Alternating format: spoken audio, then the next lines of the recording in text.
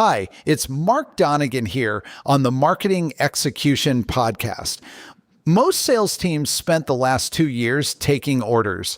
Now the tide's going out, and the ones who skipped fundamentals are exposed. In a downturn, fewer buyers exist, decision-making shifts upward, and your pipeline discipline is the only thing between you and irrelevance. After decades building sales-driven growth engines, I know this pattern. Here's the conversation. Tune in, listen up, it's marketing time. Bright ideas sparking, blowing your mind. From strategies to big exec dreams, catch the buzz and join the execution. Marketing Convo.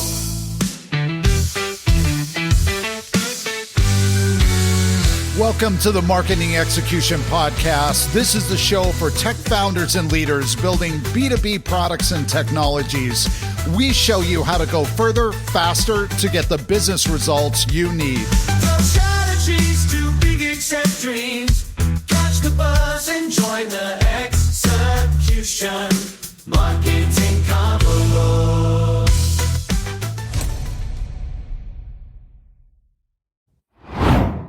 Mark, you know how everyone talks about mindset like it's this fluffy self-help thing? But I came across this idea that in sales, and honestly in marketing too, the person who controls their emotions in any conversation, they basically control the outcome. Oh, you're hitting on something massive there. And look, I think this is especially relevant right now because we're in this weird, volatile period where, interest rates are doing their thing, budgets are getting squeezed, and suddenly everyone's acting like the sky is falling. Right. So what does that actually mean for founders who are trying to sell in this environment? Okay, so here's the thing. There are really 3 core ideas I want to unpack here. First is this concept of what you can actually control. Second is why your pipeline is basically your emotional armor. And third, this idea that buyers are making decisions based on emotions way more than we admit. Let's start with the control piece, because I feel like founders especially, they want to control everything. Oh, totally. And that's the trap.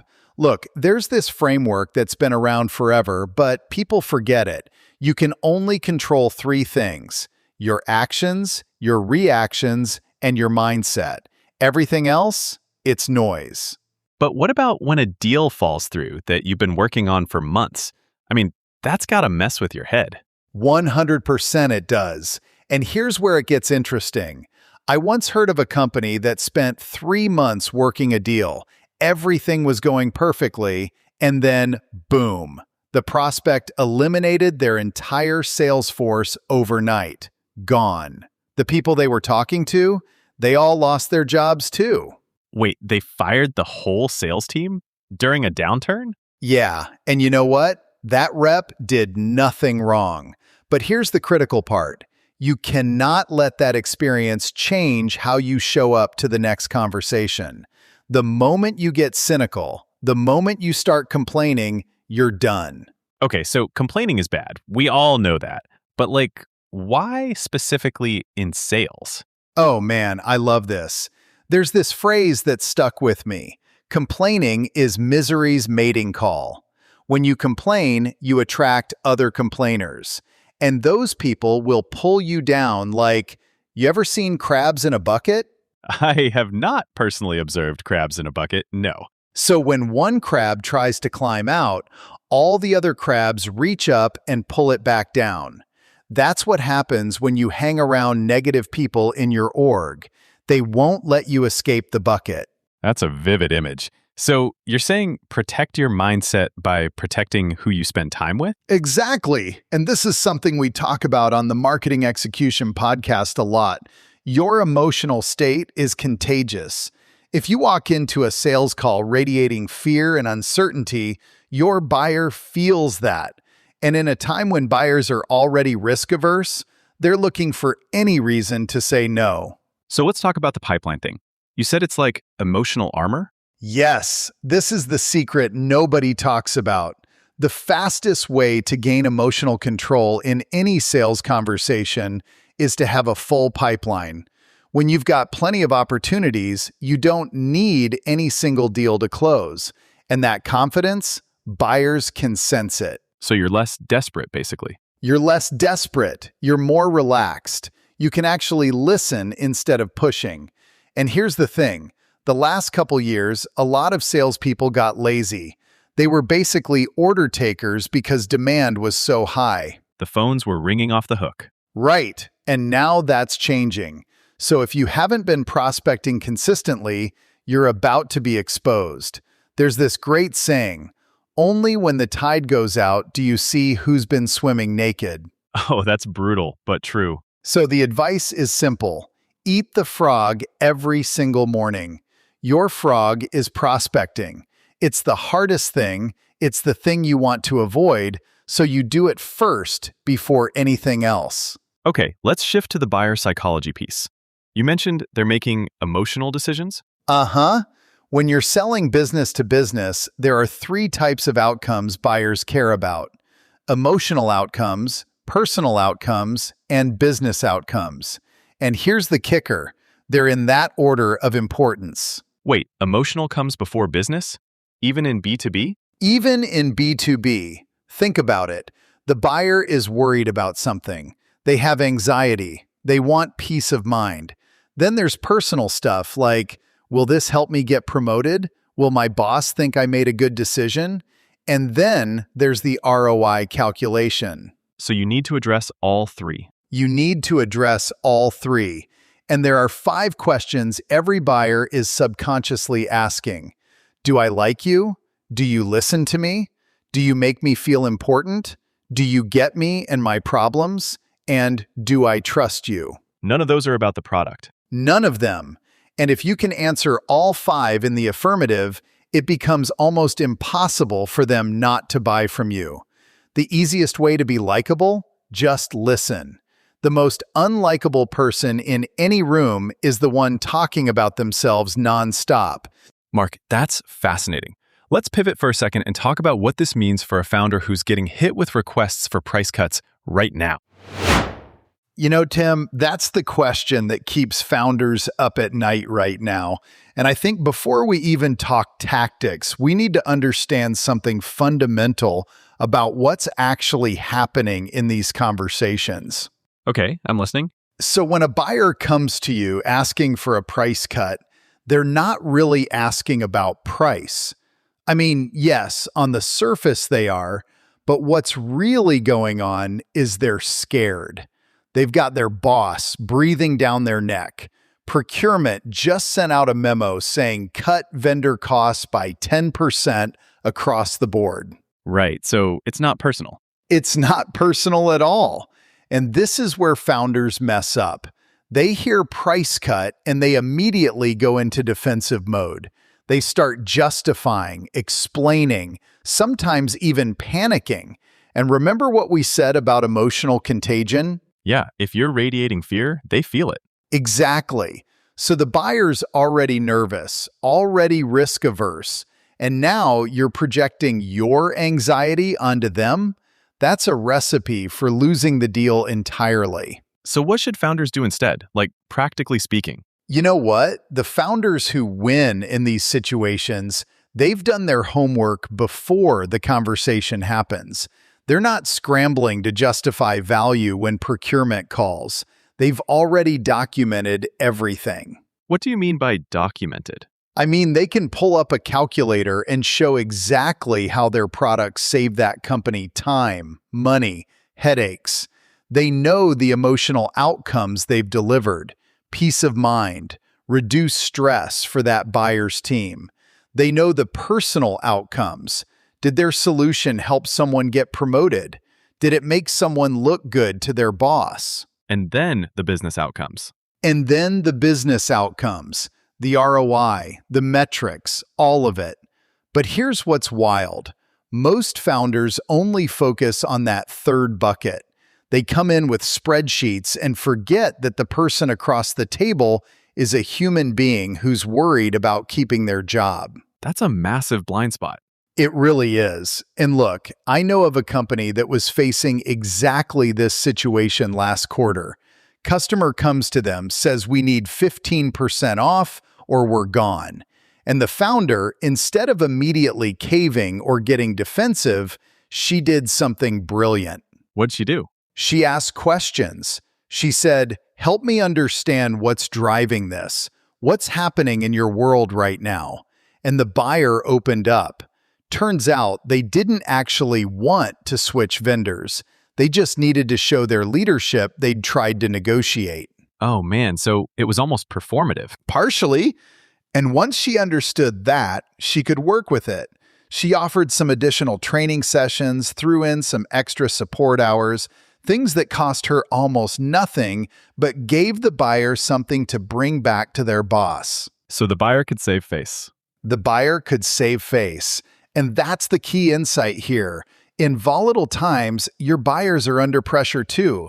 They're not trying to squeeze you for fun. They're trying to survive, just like you are. That reframe is huge. It changes the whole dynamic of the conversation. It changes everything because now you're not adversaries. You're two people trying to figure out how to make this work. And when you approach it that way, when you genuinely try to understand their situation, you're answering those 5 questions we talked about. Do I like you? Do you listen to me? Do you make me feel important? All of them. And here's the brutal truth. If you lose a customer during a downturn, getting them back is 10 times harder than keeping them. Because while you're gone, a competitor moves in. They build a relationship, and now you've got to unseat an incumbent. Which is basically starting from zero. Worse than zero, actually, because now there's switching costs and inertia working against you. So my advice to founders, protect the relationship at almost any cost. Even if you have to make some concessions now, when the economy turns around, you can raise prices, you can upsell, you can expand, but only if you still have the customer. Okay, this is really clicking for me. So we've covered the mindset piece. We've talked about why this matters so much in the current environment. I think what listeners really need now is a playbook. Like, what do I do when I walk into the office and I've got 3 customers asking for discounts?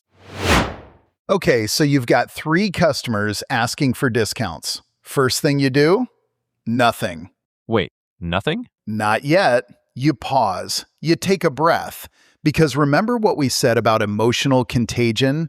If you panic, they feel it. So step 1 is you regulate yourself before you respond. Okay, so I'm calm. Now what? Now you ask questions. You say something like, "Help me understand what's driving this request. What's happening in your world right now?" And you're trying to figure out if they actually want to leave or if they just need something to show their boss. Exactly. Think about Slack back in 2019.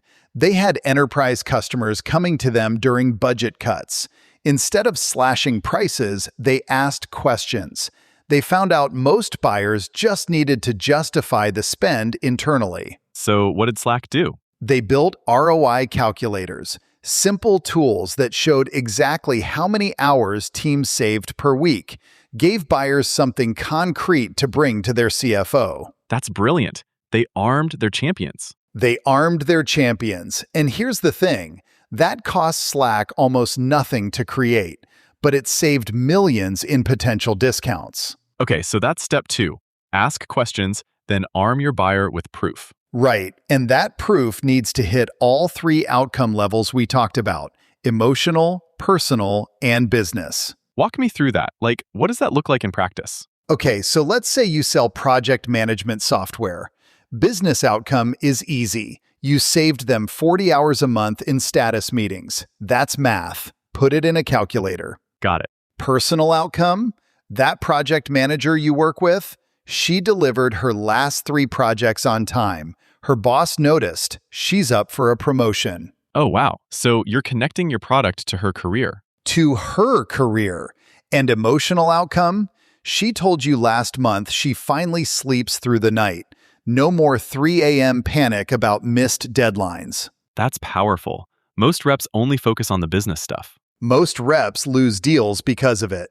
Document all three. Write them down before the call. Okay, so I've got my proof ready. I've asked my questions. What's step 3? Step 3 is you prepare your funny money.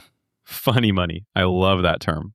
These are things you can offer that have value to them but cost you almost nothing. Extra training sessions, priority support, early access to new features. So instead of cutting price by 10%, you throw in something that costs you maybe 2%. And the buyer walks away feeling like they won something. They can tell their boss, I couldn't get the discount, but I got this instead. They save face. They save face, and you save your margins. HubSpot does this really well. When customers push back on pricing, their reps have a menu of add-ons they can offer. Onboarding help, strategy calls, template libraries. A menu, so it's not improvised. Never improvised. You build this list before the conversation happens. You walk in prepared. Okay, Mark, let's say I do all this and they still want to cancel. What then? Sometimes you have to make a real concession. And here's the brutal truth. It's almost always better to keep the customer at a lower price than to lose them completely. Because of what you said earlier about competitors moving in. Absolutely. Think of your customer relationship like a house. You spent years building it. If you let it go empty, someone else moves in. And now you got to buy that house back at full price. Plus all the switching costs working against you. Plus all the switching costs. So protect the relationship. Even if you take a hit now, when the market turns around, you can raise prices. You can upsell. You can expand. But only if you still have the customer. This is gold, Mark. Can you give me one more example? Something concrete that listeners can copy? Sure. There's a SaaS company I know. Midsize, sells to marketing teams. Last quarter, a big customer came to them asking for 20% off or they're gone. 20%? That's huge. Huge. But instead of panicking, the account manager did exactly what we talked about. She asked questions. Turns out the customer's marketing budget got slashed, but they still needed the tool. So what was the real problem? Cash flow timing. They couldn't pay the annual contract up front anymore. So she offered quarterly billing. Same total price, just spread out. No discount at all? No discount at all. She threw in some extra training sessions as a goodwill gesture.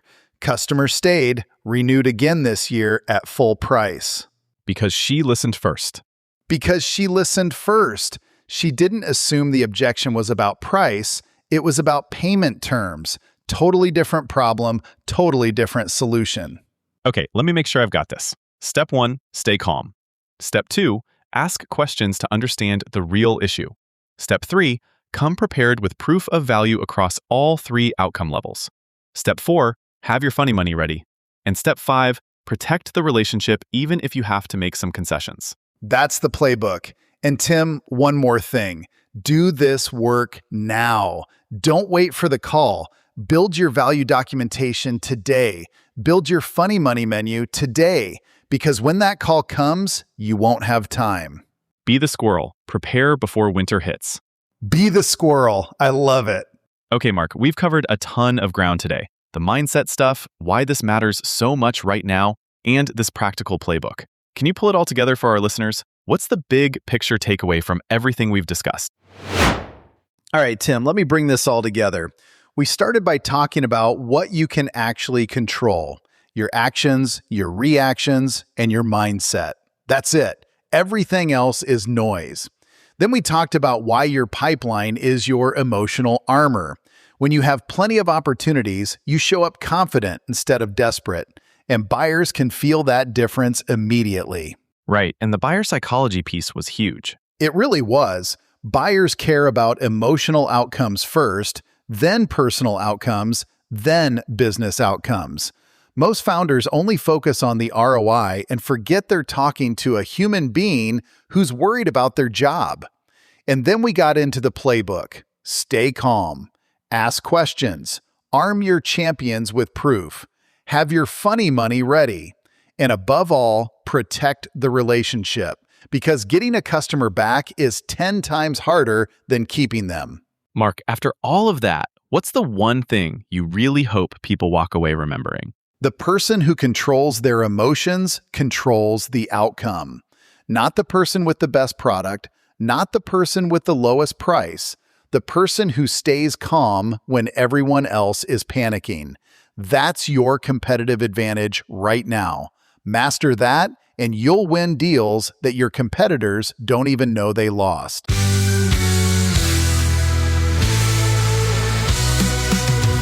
The Marketing Execution Podcast is produced by Growth Stage Marketing.